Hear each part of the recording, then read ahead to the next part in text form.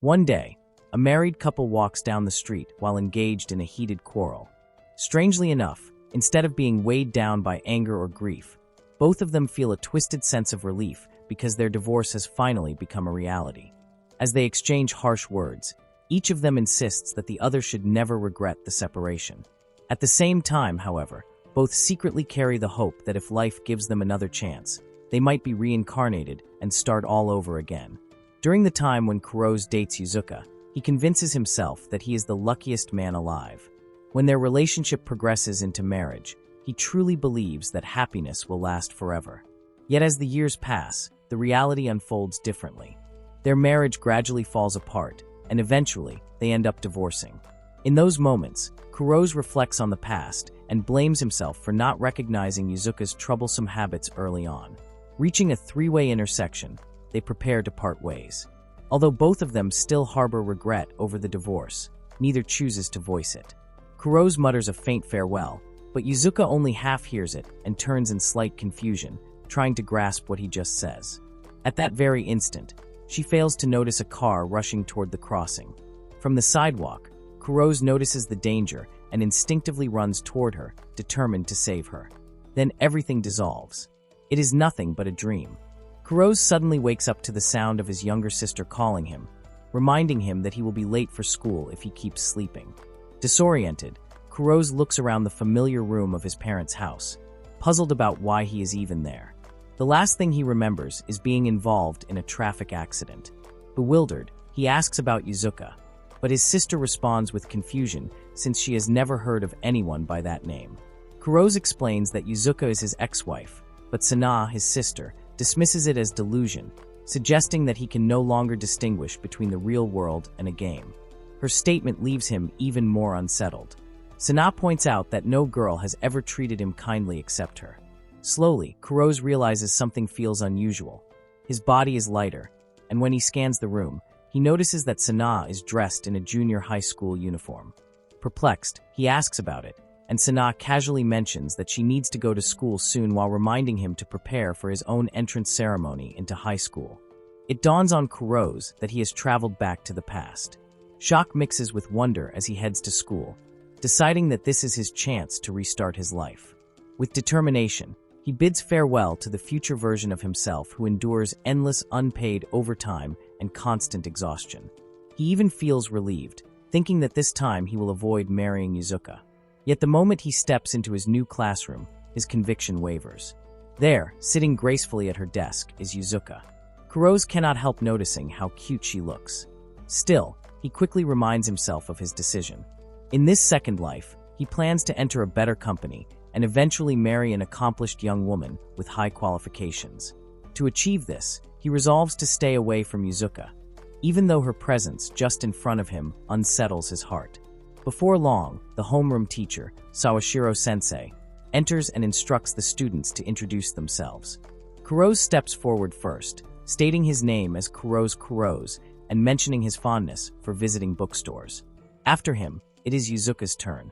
She maintains her usual image as an ideal student, though in reality she struggles with stage fright.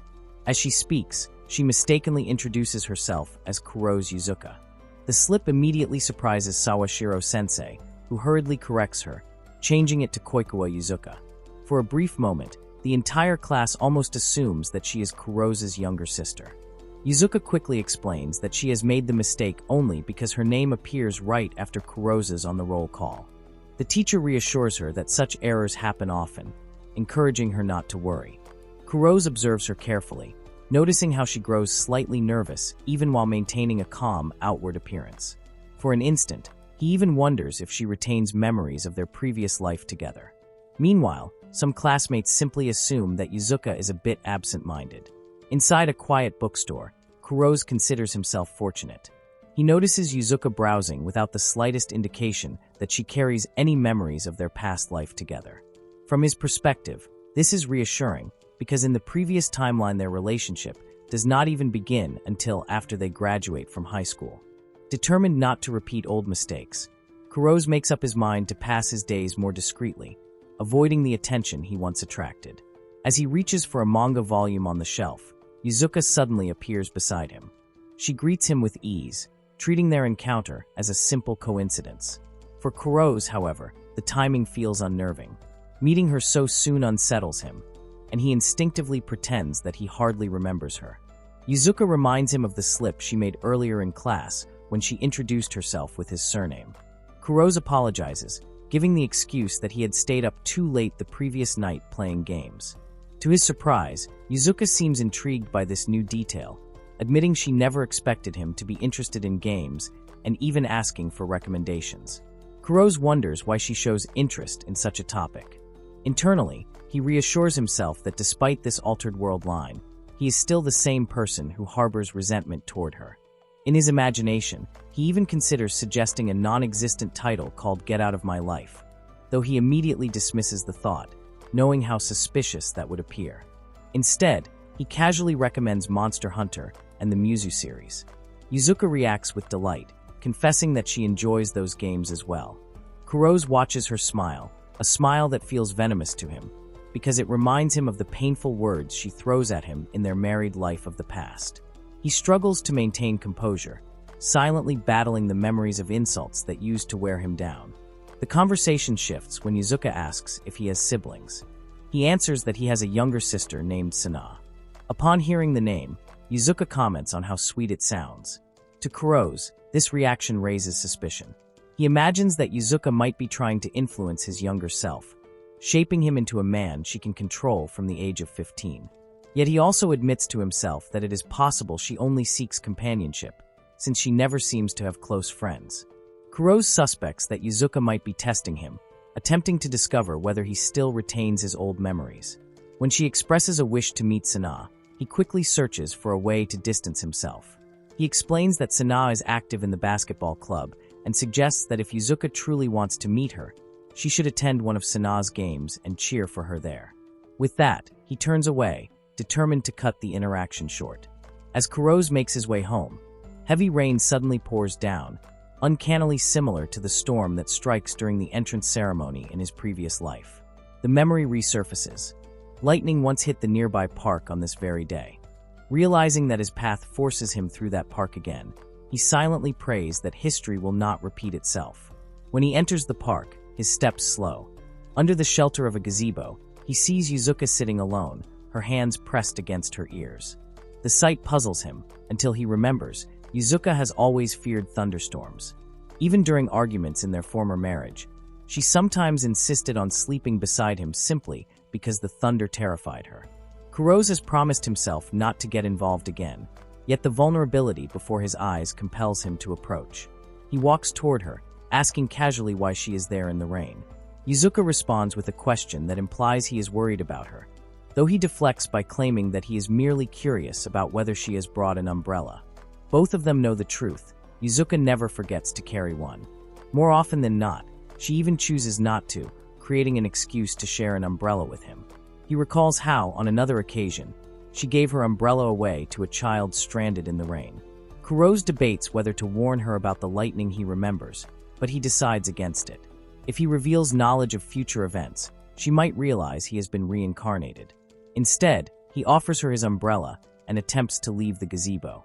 Yuzuka stops him, pointing out that he will get soaked without it and suggesting that they share it. Kuro's resists, insisting that walking under one umbrella will only drench them both and may cause misunderstandings, especially since they have just met earlier that day. Her reaction catches him off guard. She suddenly bursts into laughter, teasing him for speaking too quickly, and remarking that he must simply be embarrassed about sharing an umbrella with a girl. To Kuro's, her words sound like mockery, a reminder of how well she seems to understand his solitary nature. Meanwhile, the rainfall intensifies, leaving them with no alternative. Eventually, they decide to walk home together under the same umbrella, silently acknowledging the awkward closeness forced upon them by the storm. As they walk along the street, Yuzuka suddenly slips her hand around Kuro's arm. Startled, he turns toward her, silently questioning the reason for her action. She quickly apologizes and explains that his pace is too fast. In response, Kuro slows down, and Yuzuka softly thanks him. Inside his mind, Kuro's admits that even though he knows her personality well, she still has the ability to confuse him. A sudden flash of lightning tears across the sky, followed by a sharp clap of thunder. Frightened, Yuzuka instinctively clings more tightly to his arm. She trembles as if the strike landed nearby. Kuro's, uncertain about the distance, tries to free himself and asks her to let go. She apologizes again, worried that she might have hurt him, and her cheeks flush with embarrassment at her own reaction. Gathering her courage, she asks if she can stop by his house.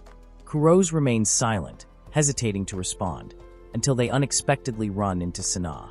At first, Sana looks puzzled by the unfamiliar girl beside her brother. A moment later, realization crosses her face, and she assumes that the girl must be Kuro's girlfriend. Kuro's quickly clarifies, introducing Yuzuka as his classmate Koikuwa. Sana introduces herself politely, mentioning that she has already heard Kuro's say Yuzuka's name recently and finding it sweet-sounding. Curious, she asks Yuzuka for her first name. When Yuzuka answers, Sana freezes for a moment, surprised, as memories resurface. She recalls that very name being mentioned repeatedly by Kuro's in connection to someone he once called his wife. Both Kuro's and Yuzuka are shocked at the realization. Sana goes on to explain that earlier in the morning, Kuro's had been asking about Yuzuka's whereabouts, almost as if he already knew her. This only strengthens Sana's impression that they are dating. Not wanting to intrude, Sana excuses herself and decides to go home first. Before leaving, she warns them to be careful, mentioning that a lightning strike has just hit the park nearby. As Kuro's and Yuzuka continue walking, silence stretches between them. The tension grows heavier until Yuzuka suddenly breaks it, asking whether Kuro's has also traveled back to the past. Kuro's stiffens, realizing that she has discovered his secret, and reluctantly admits it with irritation. Yuzuka considers his secrecy childish, pointing out that he should have been honest from the start. Kuro's counters by saying that it should be her fault instead. Suspicion lingers in his mind as he recalls her earlier questions in the bookstore, leading him to confront her about investigating him. Yuzuka admits that she has indeed been observing him, claiming it is necessary for their daily life. Kuro's insists that he only wishes to live a peaceful high school life, free from complications, and asks her firmly not to approach him anymore. To his surprise, Yuzuka echoes the same demand, equally frustrated. Both are filled with anger, and Kuro's mutters that he would not even bother speaking to her if she had not been in danger earlier. Yuzuka recalls the lightning strike, questioning whether his attempt to reach her had been an act of protection. Kuro's denies it, claiming that he simply wished to avoid unpleasant memories. In return, Yuzuka coldly asserts that she still hates him. Kuro's warns her not to talk to him merely out of loneliness, and adds that she does not need to return the umbrella he gave her. Yuzuka bristles at the remark, accusing him of misunderstanding her completely, and demands in turn that he stop speaking to her simply because he is a loner. With frustration simmering on both sides, they part ways, Kuro's walking in the opposite direction from Yuzuka. As she walks, Yuzuka reflects quietly and admits to herself that perhaps Kuro's truly did try to protect her. With that thought, she whispers a thank you. Kuro's, hearing it faintly, pauses in surprise, uncertain whether she has genuinely expressed gratitude or if it is only his imagination. Choosing not to dwell on it, he hardens his resolve once more, deciding that he will never allow himself to get involved with Yuzuka again. One afternoon, Kuro's spends his time playing a video game with Yuzuka. During their match, Yuzuka loses several rounds in a row, which makes her a little frustrated. Kuro's casually suggests that she should try using a character he considers top-tier and stronger in battles. However, Yuzuka refuses and insists on choosing a character called Nyanders, simply because she finds that character cute. To Kuro's, her decision feels stubborn, but at the same time it reflects her personality. His comment makes Yuzuka pout slightly, and she resolves that she will eventually defeat him no matter what. Kuro's accepts her determination and challenges her again. Even though he has already played this game countless times before, the experience feels different when he plays it with Yuzuka. The simple act of competing with her creates an atmosphere that is both fun and nostalgic. In the middle of that feeling, he suddenly realizes that he is drifting into the past, because in reality he and Yuzuka are no longer together. The truth is, they have already divorced, yet these moments remind him of the warmth they once shared. The next morning, Kuro's wakes up abruptly just like the previous day, this time because Sana shakes him awake. She reminds him that if he does not hurry, he will be late for school. Kuro's panics, while Sana quickly notices the real reason behind his drowsiness. He has stayed up all night playing games again. Sana teases him by pointing out that if he oversleeps, he will miss the chance to spend time with Yuzuka at school. Kuro's responds with irritation, insisting that he has no intention of dating Yuzuka again. The night before, he has spent hours gaming until morning. Even though he gets very little rest, his body does not feel exhausted at all. To him, this is the advantage of being young.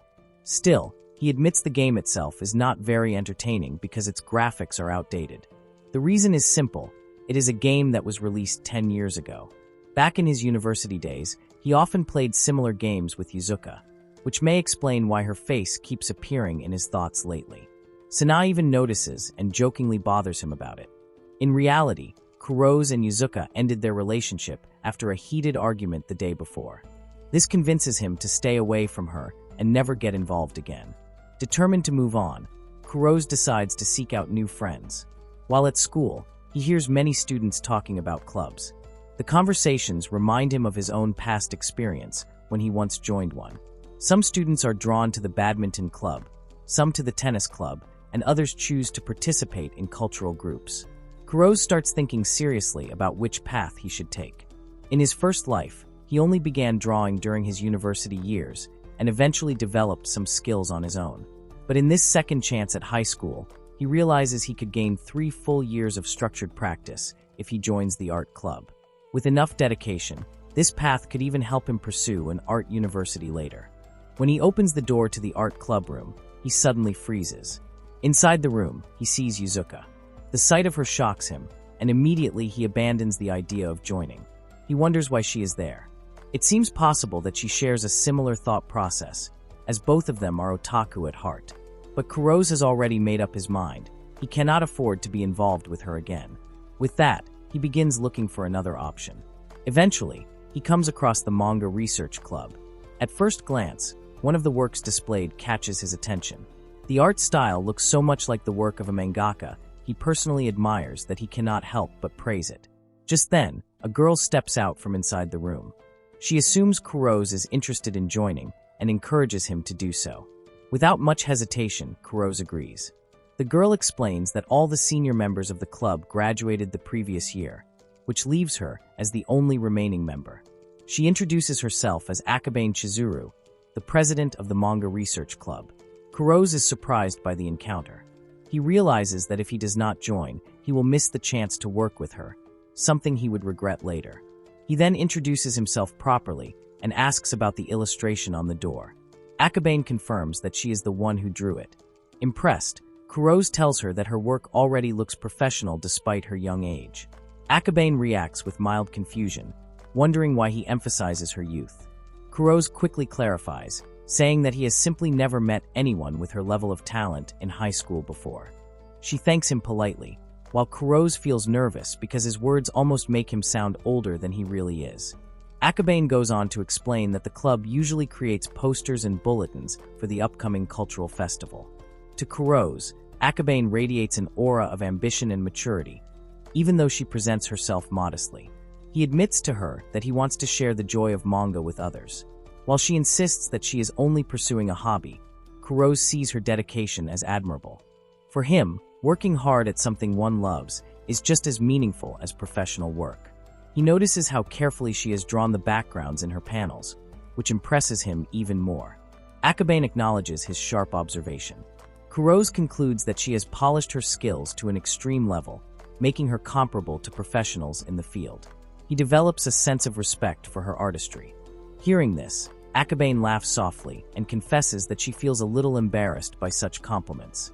She remarks that Kuro's seems to have the perspective of someone older, even though he is still in high school. At that moment, Kuro's realizes that he has been speaking almost like an adult far beyond his age. Akabane suggests that the two of them could become good friends.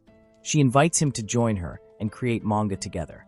For Kuro's, this moment feels like the ideal beginning for his second life in high school, filled with new opportunities and creative collaboration. Suddenly, the door of the Manga Research Club room opens, and a girl steps inside. To Kuro's surprise, the girl is Yuzuka.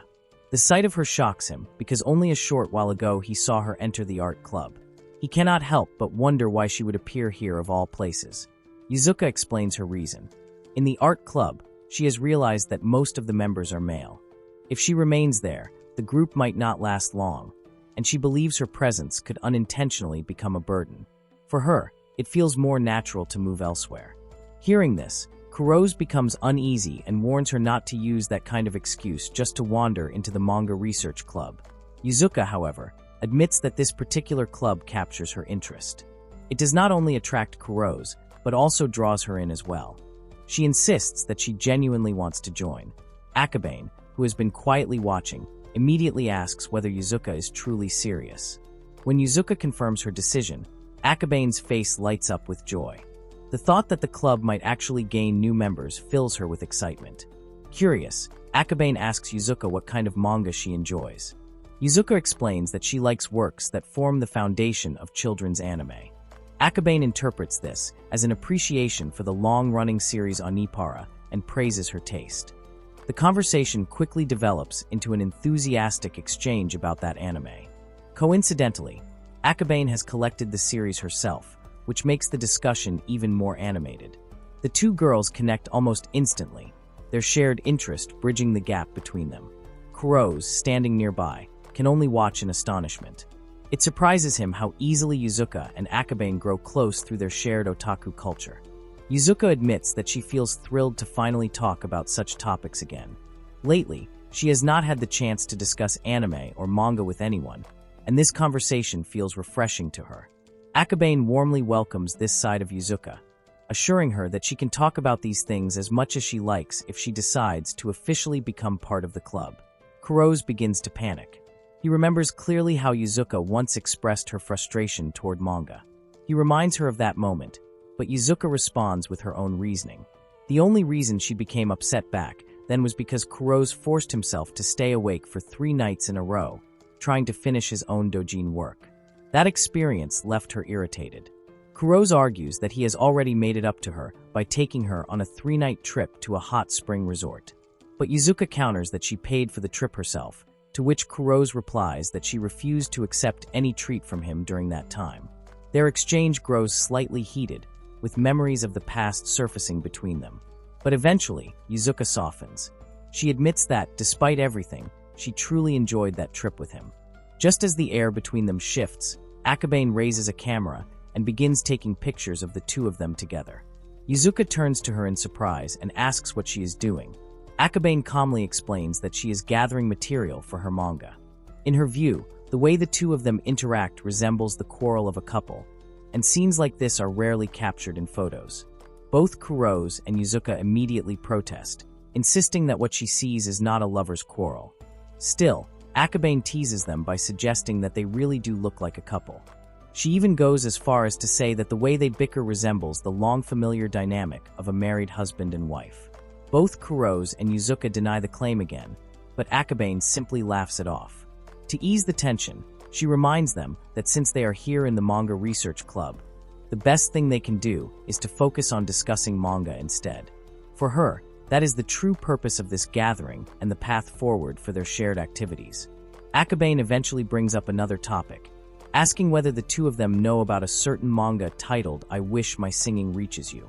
Both Kurose and Yuzuka immediately recognize it, not by the full title, but by its popular short form, Mising. Their shared knowledge of the abbreviation surprises Akabane. She did not expect them to be that familiar with it. Yuzuka explains that she owns the complete set of the series, and for her, the first season still feels the most exciting. Kurose, in turn, comments on how impressive the animation composition is, noting the way the visuals and music blend together to heighten the story's emotions. Yuzuka adds that the relationship between the two main characters is especially adorable, something that always draws her in. Kurose then follows up, remarking that the way the relationship between those characters develops in the later chapters is handled beautifully. Their discussion grows more and more animated as they recall specific moments, pointing out details that matter most to them. At one point, Kurose even imitates a peculiar expression from the manga, which he finds amusing. His imitation is so accurate that Yuzuka bursts into laughter. For a brief moment, her face softens into a small, genuine smile. The sight leaves Kurose completely silent. They both end up blushing, suddenly aware of each other in a way they did not expect. From her seat at the table, Akabane watches the exchange quietly, observing the subtle expressions and unspoken emotions that pass between the two.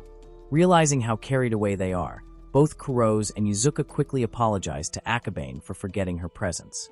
Akabane only smiles gently and tells them to pretend she is not there, as if she is nothing more than the air around them.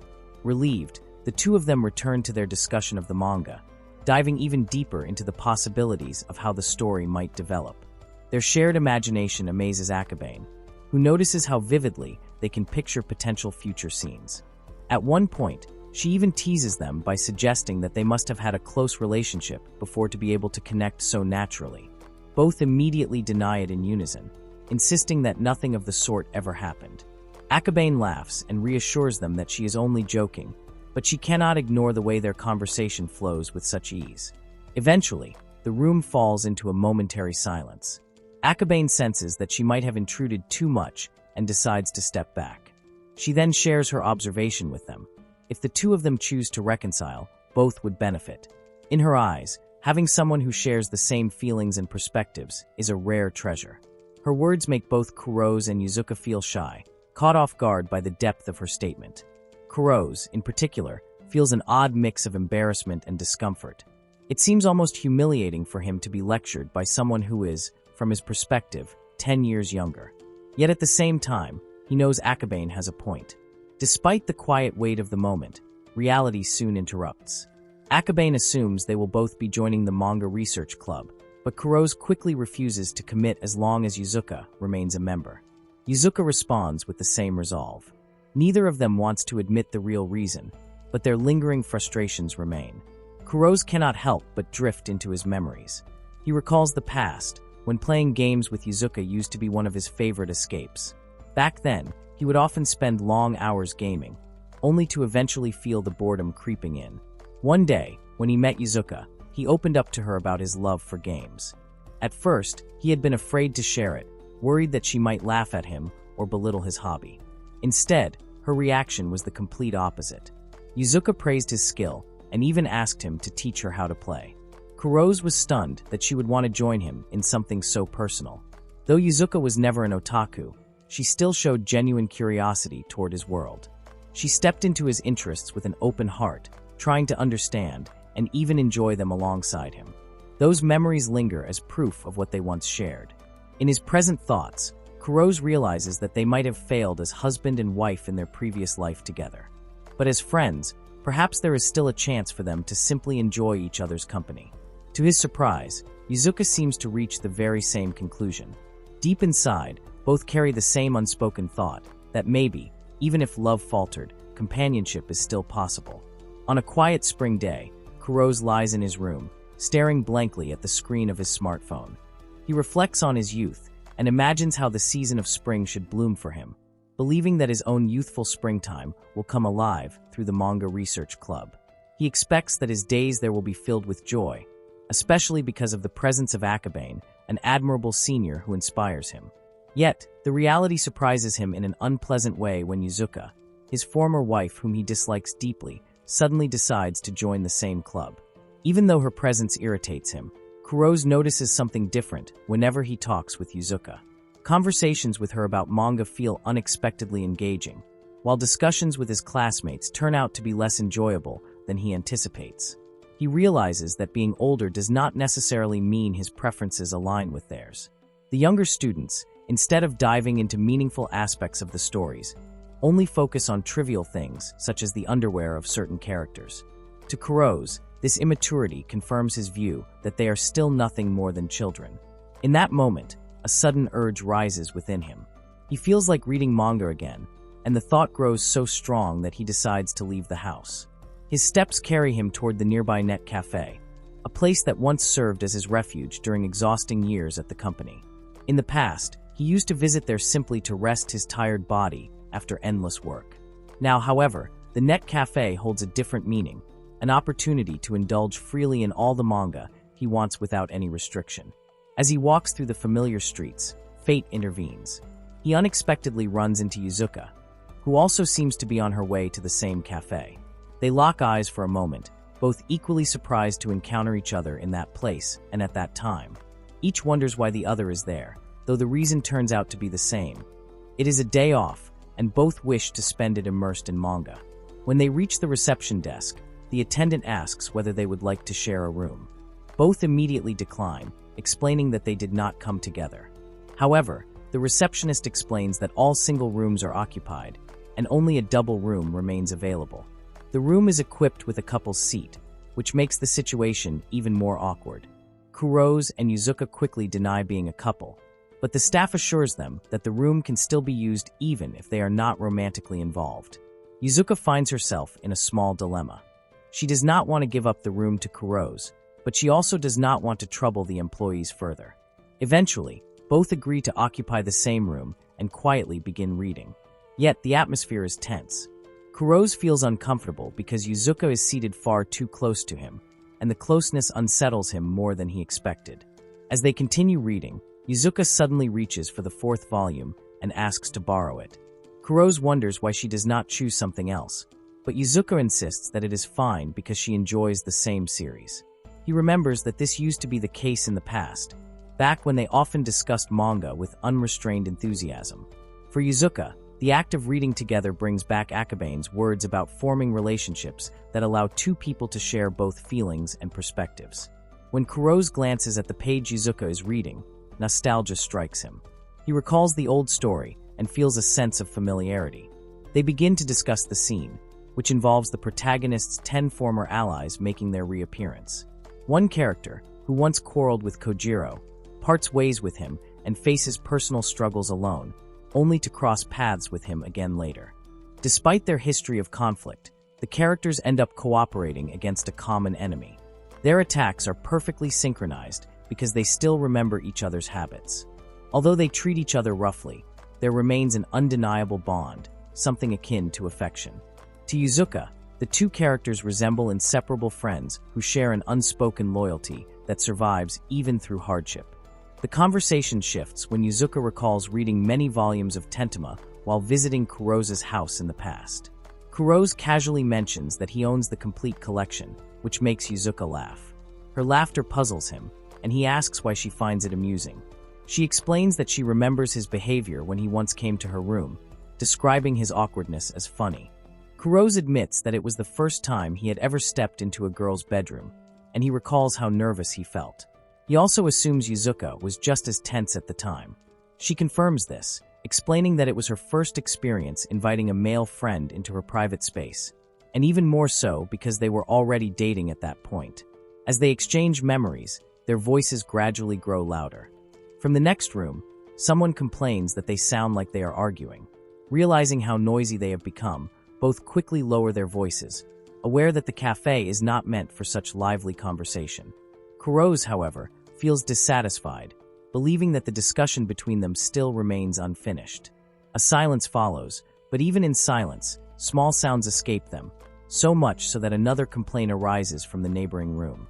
At one point, Yuzuka's cheeks flush red as her eyes linger on an adult scene depicted in the manga. The expression on her face is exactly the same as it was during their first intimate experience together. Seeing her reaction, Kurose feels his own face heating up. Embarrassment fills the room, and he blurts out an invitation for Yuzuka to come to his house. The moment the words leave his mouth, he realizes his mistake. He panics at the thought of having just invited the ex-wife he dislikes to his home. When Yuzuka's expression shifts into one of disapproval, Kurose quickly clarifies. He insists that his intention is not indecent. He explains that staying in the net cafe feels uncomfortable, and he simply wants a place where they can talk more freely. He adds that his house is equipped with a game console and emphasizes that it will provide a more relaxed atmosphere. He even reassures her that no one else is at home, since Sana is away at a basketball game.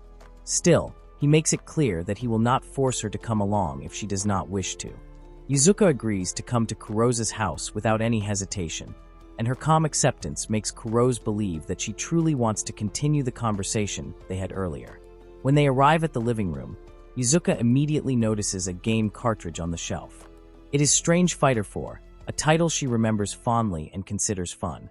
Kurose, with a hint of nostalgia, responds that the game is already 10 years old, but the age of the game does not matter. He suggests that they play it together, and Yuzuka agrees. Once the console is set up, the match begins. Laughter and playful competitiveness fill the room as both immerse themselves in the game. For Kuroz, the experience feels unexpectedly enjoyable.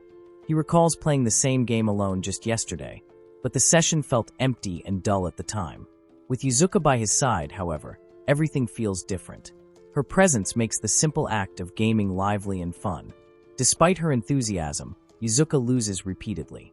Instead of frustration, laughter spills out of her as she jokes that she should have chosen a top-tier character. Still, she stubbornly insists on using Nyanders, a character she favors because of its cuteness rather than its power. Watching her determination, Kuroz feels a wave of déjà vu, remembering how many times in the past she displayed the same stubborn streak. After a while, Yuzuka begins to feel warm inside the room. Without hesitation, she takes the initiative to turn on the air conditioner. Kuroz, however, feels that the room is not particularly hot and casually suggests that Yuzuka could simply remove her top layer instead. Yuzuka instantly interprets his words as inappropriate, though Kuroz denies having any hidden intent. The cool air from the AC soon fills the room, and Kuroz begins to shiver. Yuzuka notices this and comments that he must be sensitive to cold. Kuroz counters, remarking that she seems just as sensitive to heat. He even considers turning the unit off, but Yuzuka quickly stops him. She worries that her sweat could damage the game controllers, and her reasoning surprises Kuroz, who wonders aloud if she values the game more than she values him. Their small exchange reminds Kuroz of what it would be like if they were living together again. Even though they share many of the same hobbies and enjoy doing things side by side, small inconveniences like this temperature, habits, preferences always seem to create friction. Still, Yuzuka shows her concern in a quiet way. She removes her outer layer of clothing and drapes it over Kuroz, insisting that she does not want him to catch a cold. Kuroz, though slightly annoyed because he initially asked her to do the same for herself, accepts her gesture. He thanks her and puts on the garment. To his surprise, it feels comfortable and warm, and a soft fragrance clings to it. He cannot help but notice the scent and wonders aloud if she has always smelled this pleasant. When he turns toward Yuzuka, her face is flushed with color. The sight makes him panic internally, because the expression instantly brings back memories of their first intimate experience. At that exact moment, the front door opens. Sana returns home earlier than expected, and is shocked to see the scene before her. Her eyes fall immediately on Yuzuka, who is no longer wearing her top layer, and then on Kuroz, who is clearly dressed in a woman's clothing. The situation looks undeniably suspicious to Sana. She demands to know if they are having a date inside the house, and when she processes the sight further, she goes so far as to accuse them of being indecent. Both Kuroz and Yuzuka rush to explain that nothing inappropriate is happening. But Sana, unconvinced, storms off toward the other rooms. She calls out to her parents and loudly announces that Kuroz has brought his girlfriend home. Her words shock both mother and father, who immediately come to Kuroz's room. They ask him directly to introduce Yuzuka to them, leaving him with no choice but to comply. Later that evening, the entire family gathers at the dinner table. The atmosphere, though awkward at first, gradually softens. Kuroz watches quietly as Yuzuka interacts warmly with Sana, noticing how easily the two become friendly. Yuzuka's ability to blend into the household surprises him. After the meal, Sana insists that Kuroz escort Yuzuka safely home. The night air is calm as they walk together. On the way, Kuroz cannot shake the thought that his parents must have misunderstood, likely believing Yuzuka to be his girlfriend. The misunderstanding leaves him conflicted, but at the same time, he admits to himself that the day has been enjoyable. The realization surprises him. He wonders why such a thought could cross his mind, considering how he once believed he despised Yuzuka. When they reach a crossroads near her home, Yuzuka stops and asks him to leave her there. She offers him a gentle goodnight, and the two part ways under the quiet of the evening sky. On one spring day, Kuroz finishes watching the Maisong movie together with Akabane and Yuzuka. As the credits roll, the three of them share their impressions. The atmosphere is filled with quiet admiration for the film, and Kuroz finds himself explaining how even the smallest details of the background have been created with genuine care. Every corner of the production seems to carry intent, and for him, that makes the final result feel striking and impressive. He admits inwardly that Akabane's recommendation was truly excellent, and the thought makes him appreciate having joined the outing. Watching a film alongside Akabane feels lively and enjoyable in a way that makes him forget the awkward circumstances around them. Yuzuka, who is also present, expresses her excitement in a way that almost surprises Kuro's. She describes the experience of watching Maisong with Akabane as if it were the fulfillment of a long-held dream. Akabane laughs gently, pointing out how enthusiastic she appears. To Kuro's, her reaction seems almost childlike, and he cannot help but comment in his thoughts that her joy is overflowing. Yet Yuzuka, unfazed, insists that she is not the only one captivated by what they have just seen. The light back and forth between the two draws laughter from Akabane, who enjoys watching them interact. To her, their behavior looks like natural closeness. Both Yuzuka and Kuro's immediately deny it, but the denial only makes their exchange seem warmer in Akabane's eyes. Then, Akabane presents them with something unexpected. A deluxe trading card game set themed around Maisong, complete with matching costumes.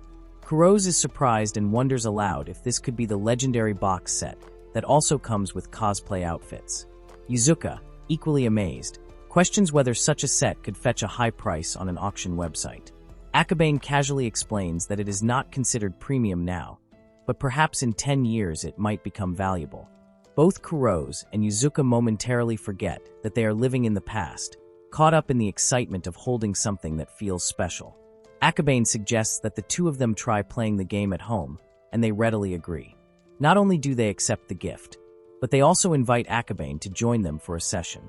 Akabane declines with a teasing smile, saying she would rather not intrude on what looks like a honeymoon period, though she asks them to send photos of the cosplay later. Once again, both Kuro's and Yuzuka insist that they are not a couple.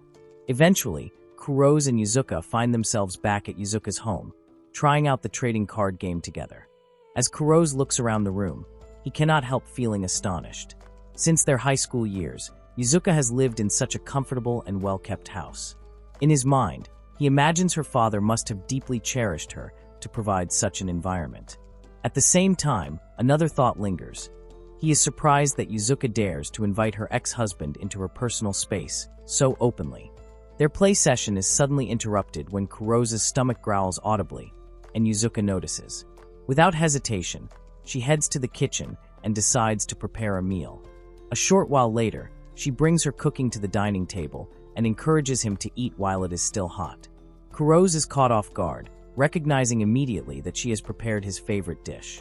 The familiarity stirs suspicion within him, and he wonders silently if she has hidden intentions. But he knows that if he voices this thought, Yuzuka will only become upset. He takes a bite, and the taste erases his doubts. His eyes brighten with delight as he realizes how delicious it is.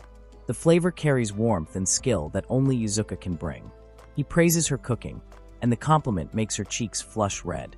Embarrassed, Yuzuka quickly explains that this is merely her way of returning the favor for the dinner she once enjoyed at Kuro's house. Only then does Kuro's understand her reasoning, and he accepts it. He also reflects that, thanks to his still youthful body, he can eat fried food again without the stomach pains that used to follow him. Yuzuka agrees softly, acknowledging the same. Kuro's realizes how long it has been since he last tasted her cooking. Memories rush back to the early days of their marriage. Back then, he often hurried home from work because Yuzuka would be waiting to welcome him. Each evening, she would ask him to choose between 3 things: dinner, a bath, or herself. Though she blushed each time she said it, Kuro's now believes she only did it to make him happy. Those were some of the best days of his life, fleeting yet full of warmth. But the memory does not stop there. He recalls that it was only the beginning. As his work grew more demanding and late nights became common, the harmony began to crumble. Yuzuka often scolded him for coming home late, while he lashed out at her for not understanding his situation. One night, he returned home exhausted after staying at the office until dawn, and instead of comfort, he was met with her sharp remarks. At the time, her words felt like disregard for his struggles. Caught between the pressures of an exploitative company and the frustration waiting at home, he often lost his temper. Yet sitting now at her table, tasting her cooking again, he wonders if she had only been worried about him all along. Perhaps her anger was never about the lateness itself, but about her concern for his well-being. The thought lingers heavily in his chest. If only the two of them had sat down properly to talk, if only they had found a way to share their feelings honestly, maybe the outcome of their marriage would have been different. After finishing their meal together, Yuzuka and Kurose settle down to play cards. To make the game more exciting, Yuzuka suggests turning it into a small wager where the loser must face a playful penalty. Kurose finds the idea intriguing and raises the stakes by proposing that if Yuzuka loses, she must wear a minimalist cosplay costume he has prepared. Yuzuka reacts with disbelief, reminding him that even though her body is that of a high school girl, her mind is already 27 years old. Kurose insists that this should not be an issue since Yuzuka once admitted she wanted to try cosplay. Eventually, she accepts the challenge, but only under the condition that if Kurose loses, he himself must wear the outfit. Kurose is taken aback by her condition, realizing she is suggesting that he cross-dress. Yuzuka explains that the game will only feel fair and entertaining if the rules apply to both of them equally. Kurose feels she is pushing things too far, so he resolves with determination that he cannot allow himself to lose this round. The match drags on for some time, but in the end, Kurose secures the victory. He proudly declares that Yuzuka never stood a chance against someone who has been playing cards since elementary school. With triumph, he urges her to keep her promise and wear the cosplay costume. Reluctantly, Yuzuka changes into the outfit. When she appears before Kurose, his face turns red, overwhelmed by how unexpectedly cute she looks. He finds her appearance far more charming than he imagined. Yuzuka, annoyed by his gaze, assumes that Kurose must be mocking her, thinking she looks ridiculous for wearing such clothing at her age. However, Kurose is not mocking her at all. Instead, he admits inwardly that the outfit suits her surprisingly well. The two of them end up locked in silence, staring at one another for a long moment until Yuzuka, flustered, throws a cloth at Kurose's face, claiming that the situation feels humiliating. Kurose retaliates playfully, and soon they are tossing things back and forth, laughing and exhausting themselves until Yuzuka collapses onto the floor, falling asleep from fatigue. Watching her sleep, Kurose notices her vulnerability. Although she is his former wife, he cannot help but think she is letting her guard down too much in this state. Suddenly, he sees tears slip from her closed eyes as she murmurs apologies in her sleep. It becomes clear to Kurose that she is dreaming of their quarrels from the time when they were still married, those frequent everyday arguments that once strained their bond. Letting out a heavy sigh, Kurose picks up a blanket, drapes it over her, and quietly admits to himself that perhaps he is the one who should be apologizing instead. Later that night, Yuzuka wakes up. Kurose informs her that it is already 10 o'clock and prepares to leave. He thanks her sincerely for the meal before heading to the door. Yuzuka, however, asks when he will visit again. She reminds him that there are still plenty of card games left to try and even one more cosplay outfit waiting to be used, suggesting that playing together in costume might make things more entertaining. Kurose hesitates and wonders aloud whether it does not feel strange to spend time together like this after their divorce. Yuzuka admits that there are still aspects of his behavior that irritate her, but she also believes their relationship now is far less tense than before. With that in mind, she proposes that they at least try to be friends. Kurose reflects on the thought, remembering that although they may have failed as a married couple, friendship might not be impossible. He accepts her hand and agrees, acknowledging that there is nothing wrong with starting again in a different way. Yet even as he agrees, he cannot shake off a lingering thought. He wonders what will happen if Yuzuka falls in love with him again. Yuzuka counters this worry by pointing out that it was Kurose who had asked her out in the first place, and who eventually proposed. Kurose then remarks that this time, perhaps it will not be him who falls first. Both of them grow irritated by the suggestion, insisting that they must never let their bond drift beyond friendship. In unison, they emphasize that neither of them has any intention of falling in love again. A week later, Kurose receives his Japanese literature test results and is disappointed to see that his score is low. He recalls that he is supposed to be studying together with Yuzuka, but he hesitates to go to her house, anticipating that she will tease him if she sees his poor performance. At that moment, his phone vibrates. It is a call from Akabane, who invites him to meet alone, saying that there is something important to discuss, something that can only be shared with Kurose. Meanwhile, Yuzuka is already waiting for Kurose in a restaurant, expecting him to show up. Akabane apologizes to Kurose for summoning him so suddenly, yet Kurose does not mind. What captures his attention is the serious look on Akabane's face, and he realizes that this meeting is not casual. His heart begins to beat faster as he tries to anticipate what kind of discussion Akabane wants to have. Without warning, Akabane takes his hand and makes a request. He wants Kuroz to become the editor of his manga project. Akabane explains that he has been observing Kuroz ever since the day he first joined the club. From the beginning, Akabane noticed a unique ability in him, the skill to predict the flow of a story with surprising accuracy. For someone who wishes to create manga, such insight is invaluable. Kuroz himself considers this ability natural, a result of his second chance at life, though he does not say this openly. He simply admits that such a sudden request leaves him confused and uncertain. As Kuroz glances at his phone, he realizes with a start that Yuzuka is still waiting for him. Feeling guilty, he excuses himself in a hurry. Akabane, however, asks him to at least take some time to consider the offer before giving his answer. With that, Kuroz leaves and heads toward the cafe, all the while wondering whether Yuzuka will be upset about his lateness. To his surprise, when he arrives, he sees Yuzuka already seated and speaking with another man. The sight unsettles him. The man soon notices Kuroz's presence, stands up, and departs after asking Yuzuka to give him an answer later. Yuzuka agrees before turning her attention back to Kuroz. Kuroz apologizes for arriving late and immediately asks about the man. Yuzuka explains that the person is Yamada from the soccer club, and he has invited her to become the team's manager. Kuroz recalls what he knows of Yamada and listens as Yuzuka adds that Yamada has sharp eyes, capable of recognizing talent, which is why he approached her. This thought troubles Kuroz, and he begins to feel that if Yuzuka accepts the role, she will no longer have time to spend with him as they have been doing. His mood shifts, and Yuzuka notices. She questions why he seems bothered, and assures him that she has no intention of becoming the manager. Kuroz denies being upset, though his words suggest otherwise. Yuzuka then suspects that he is jealous, which he quickly rejects, insisting that he is not the possessive one between them. Offended by his remark, Yuzuka grows angry and leaves, finding his attitude irritating. Kuroz walks home, afterward with a heavy expression. Sana greets him, and quickly notices his gloom. Concerned, she tries to lift his spirits by handing him 2 tickets to the Shimano Zoo, encouraging him to stop sulking. She even suggests that he take Yuzuka along for what could become a light-hearted date.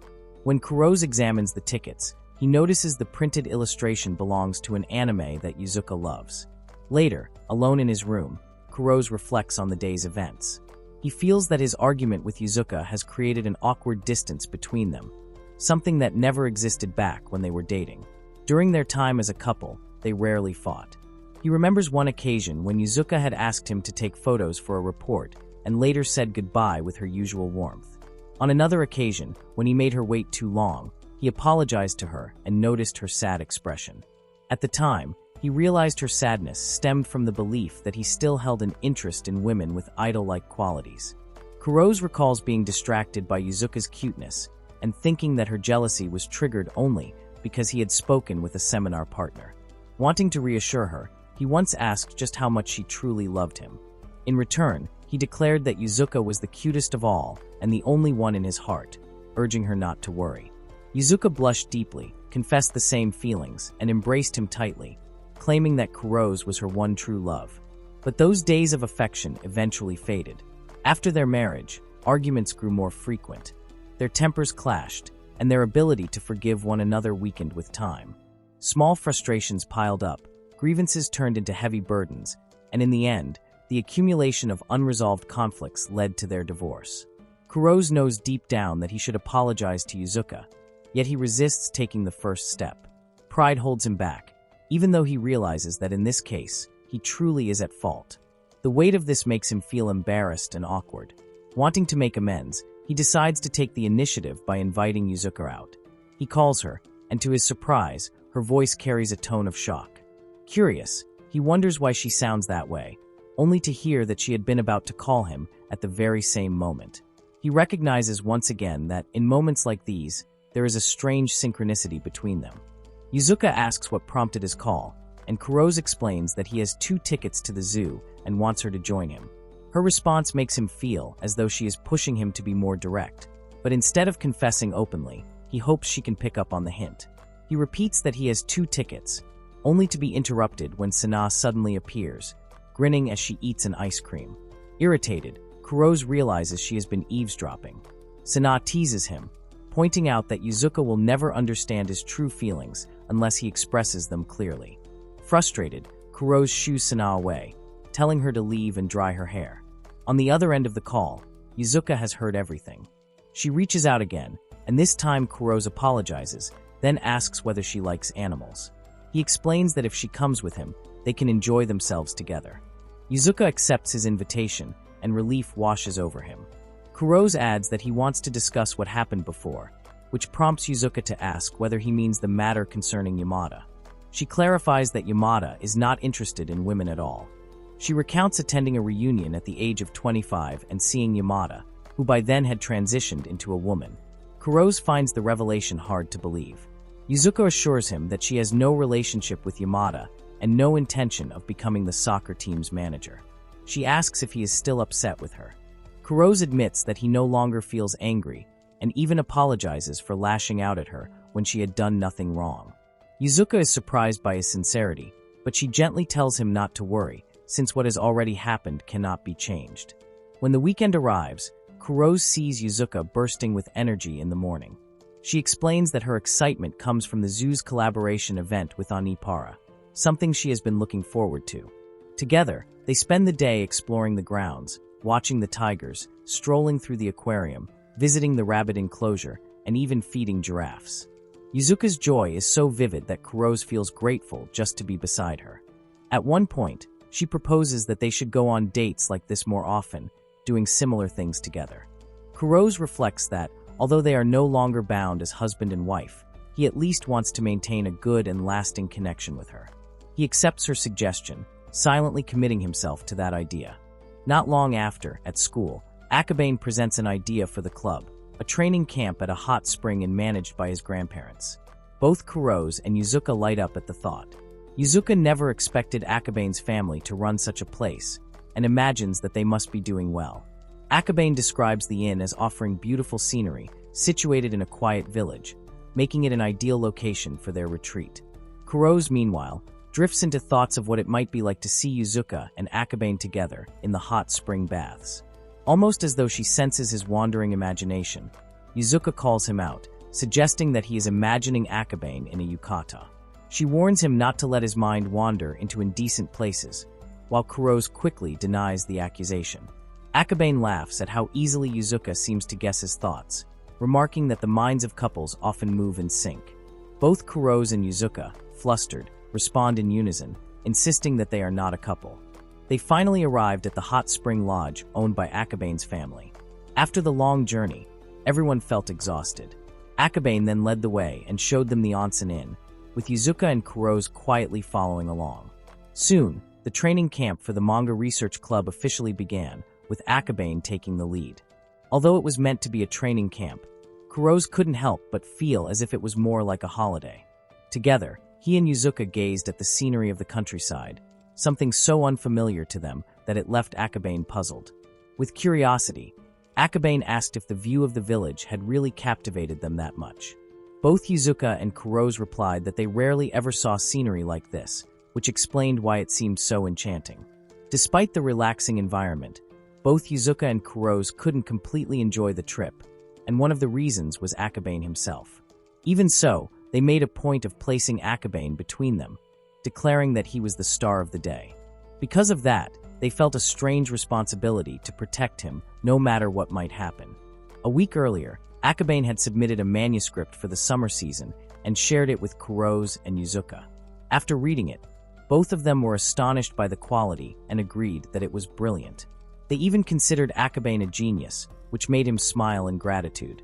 Yuzuka then suggested that with such talent, Akabane might soon be able to debut as a professional, and she asked if he had already thought of a pen name. Akabane calmly replied that he had indeed decided on one, Akazuru.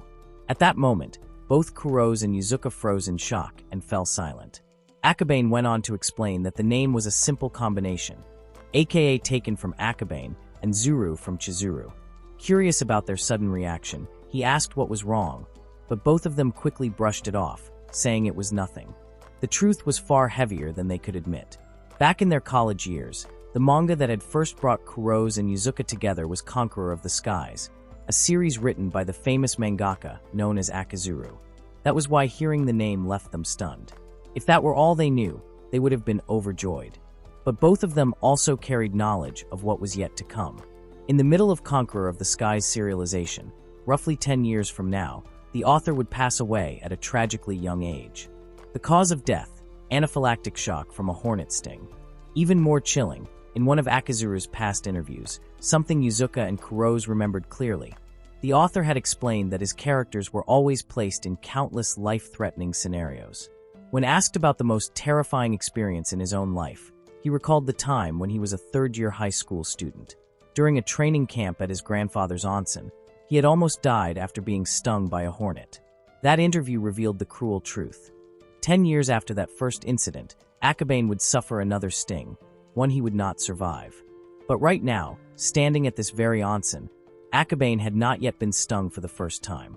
That meant Yuzuka and Kurose had a chance to protect him, to shield him from the danger that lay ahead, and perhaps to change the fate that was supposed to come 10 years later. And so, with quiet determination, Yuzuka and Kurose silently resolved to work together to protect Akabane's future. Back in the present moment, they followed Akabane deeper into the onsen, the weight of their secret pressing heavily on their minds. The three of them were soon greeted by Akabane's grandparents. Smiling, Akabane explained that all the guest rooms were fully booked for the day, so he told Yuzuka and Kurose to simply relax and make themselves comfortable. Before long, Yuzuka and Kurose busied themselves by spraying insect repellent into every corner of the room. Akabane, puzzled, asked what they were doing, but both of them brushed him off, insisting he not pay attention. Later, once Akabane had secured his room and cleaned it up, he began sweating from the effort. He casually suggested that Yuzuka join him for a soak in the hot spring. Inside the steamy bath, Yuzuka looked unusually tense, her eyes darting around cautiously. This made Akabane curious, and he asked why she seemed so on edge. Yuzuka admitted that she was worried insects might appear. With a gentle smile, Akabane reassured her, saying she had nothing to fear because he would protect her. As they relaxed, Akabane asked Yuzuka to tell him about the first time she had met Kurose. Yuzuka explained that it had been back in middle school. She had noticed Kurose sitting next to her, deeply absorbed in reading manga. The title he was reading happened to be one of her favorites, and gathering her courage, she spoke to him. To her surprise, they shared the same passion for manga, and from that moment on, they had quickly grown close. Akabane listened intently, and said it sounded like such a beautiful first meeting. He even teased that perhaps that manga had been the arrow of Cupid, binding the two of them together. Turning the conversation around, Yuzuka then asked when Akabane first started drawing. He paused, then said that for as long as he could remember, he had always been drawing. Since childhood, he loved sketching, though he had always done it alone. Even so, Akabane admitted that he wasn't the type of person who could stay content in solitude forever. What he really wanted was to share the joy manga could bring, and that was the reason he had joined the manga research club. But after his seniors graduated, he had felt less motivated, until Yuzuka and Kurose came along. Akabane explained how much it meant to him that they read his manga with genuine enthusiasm, and how their passion for both manga and anime made his daily life more exciting. More than anything, having the two of them by his side made him truly happy. With a heartfelt tone, he thanked Yuzuka, then suddenly pulled her into a hug. Surprised but touched, Yuzuka gently assured him not to worry, promising that she and Kurose would always protect him. Meanwhile, on the other side, Kurose was soaking alone in the men's bath. As he relaxed, his eyes caught a sudden, chilling sight, a hornet hovering near the women's section of the hot spring. His chest tightened. He wanted desperately to shout out a warning to Yuzuka and Akabane, but he knew raising his voice could agitate the insect, making it more aggressive. Clenching his fists, he could only hope the two of them would notice the danger on their own. Inside, Yuzuka continued chatting while scrubbing Akabane's back, unaware of the looming threat. The moment the hornet drew closer, Akabane froze in shock. Yuzuka's instincts kicked in, and she quickly whispered for him not to move or make a sound.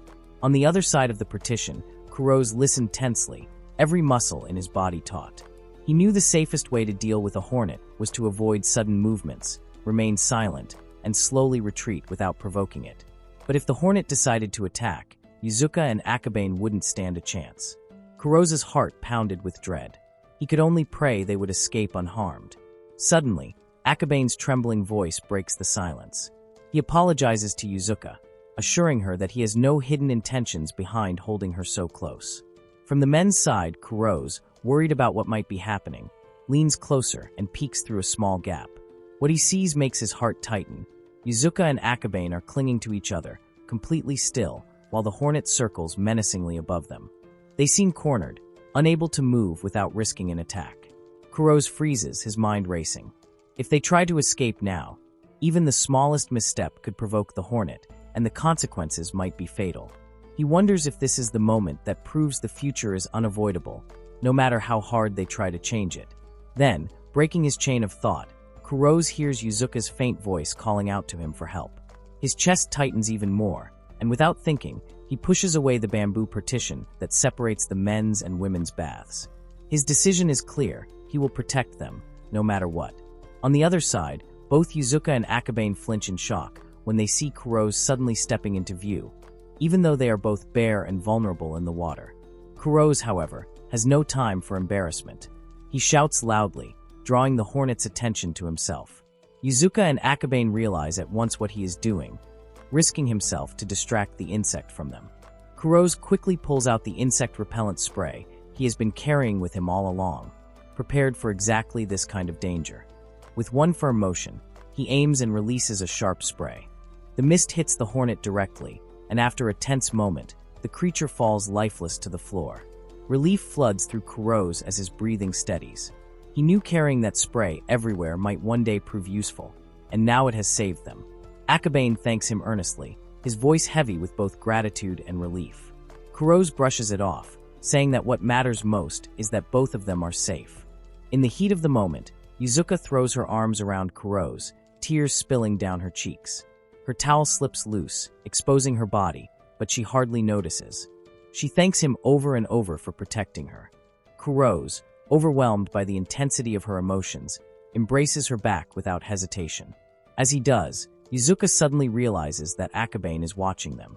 That evening, the three of them gather again, their spirits lighter after having survived such a close call. They laugh together, saying they were lucky to find something positive even in the middle of such a frightening incident. Kuroz explains that the bamboo partition between the baths must have collapsed because it was already too old, making it easy to claim the whole situation as an accident. Both Yuzuka and Akabane agree, certain they can explain it away without suspicion. After dinner, Akabane once again thanks Kuroz and Yuzuka for saving him. He then asks what kind of reward they want. Kuroz responds immediately. When Akabane makes his professional debut as a manga artist, he must give them the very first autographs. Smiling, Akabane agrees and adds that he also wants both of them to be his editors. Yuzuka and Kuroz exchange surprised glances. Neither of them expected Akabane to ask both at once. Akabane clarifies with a grin that it is common for manga artists to have multiple editors, and besides, wouldn't it be romantic if a married couple someday worked together as editors for the same project? In perfect unison, Yuzuka and Kuroz insist that they are not married. Still, despite the embarrassment of the moment, both realize something important. They have successfully changed the future where Akabane dies from a hornet sting. And as they share that quiet victory, they begin to wonder if perhaps, by working together, they might also change their own future. The next day, Yuzuka played table tennis with Akabane while Kuroz sat nearby, quietly watching the two of them. For Kuroz, the issue about the wasp didn't matter anymore, not when he had the chance to see two beautiful girls in yukata right in front of him. He never imagined he would get to witness something this peaceful and beautiful, not back when he was still chained to his old company job. Still, he couldn't help but notice that Akabane's skills in table tennis were so clumsy that she looked like a newborn bird trying to fly. After losing several times in a row, Akabane gave up, laughing, and asked Kuroz to take her place. Kuroz agreed without hesitation. Yuzuka smirked, saying that now she'd finally have a proper opponent, but Kuroz warned her that he wouldn't be holding back. The two faced off with intensity. Yuzuka teased him, saying he looked like he was already staggering, while Kuroz shot back that she was being arrogant for boasting about her stamina. Their match was so fierce that Akabane could only watch in awe. Kuroz himself was surprised at Yuzuka's energy. Back in the past, she never had this much stamina. She was always the first to give up. The memory distracted him for a moment, and his face turned red before he realized it, which allowed Yuzuka to snatch victory from him. Frustrated, Kuroz insisted that the last match didn't count and demanded a rematch. Yuzuka only laughed, calling him a sore loser. He told her not to keep dragging him back into their shared past, but his irritation only made her grin wider.